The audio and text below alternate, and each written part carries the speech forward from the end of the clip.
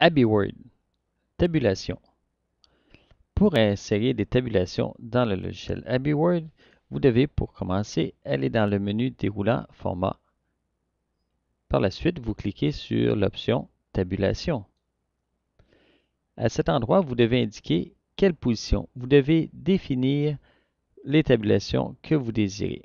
Premièrement, on indique la position. Pour le bien de l'exemple, j'ai déjà déterminé quelques positions d'avance. Par la suite, pour chacune des positions, vous devez déterminer un alignement et, si vous avez besoin, un point de suite. Une fois que la position, l'alignement et le point de suite est défini, on clique sur le bouton « Définir ». Par la suite, on poursuit avec une autre position, un alignement, un point de suite si on a besoin, définir, etc. pour toutes les positions que nous désirons. Une fois tout cela terminé, on clique sur le bouton « Appliquer » et puis on clique sur le bouton « OK ». Alors, je me retrouve avec ce tableau. Si on les analyse un petit peu. Premièrement, les points de suite se positionnent toujours avant la tabulation.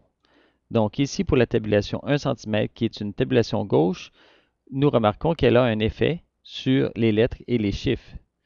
Tous les caractères se positionnent à partir de cet endroit en s'échelonnant vers la droite.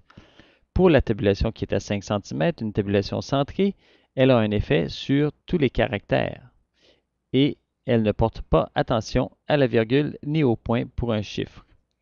Donc, tous les caractères sont bien centrés et on avait un point de suite pointillé. Maintenant, on passe à la tabulation 10 cm avec un point de suite trait d'union. Nous remarquons qu'il y a un effet sur tous les caractères sans distinction pour la virgule et le point.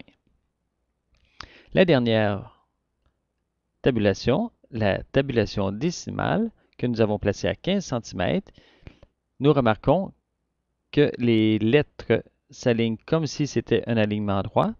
Les chiffres dans lesquels il y a un point et les chiffres qui n'ont pas de point, c'est comme un alignement droit. Par contre, les chiffres dans lesquels on retrouve une virgule s'alignent selon la virgule et la tabulation. Donc, la virgule est alignée sur la tabulation. Si je veux modifier une tabulation déjà définie, je peux sélectionner la tabulation en question, déplacer mon curseur sur le symbole de la tabulation, cliquer avec le bouton gauche, le maintenir enfoncé et déplacer. Stéphane Charret pour le récit de la Commission scolaire des premières seigneuries, mai 2011.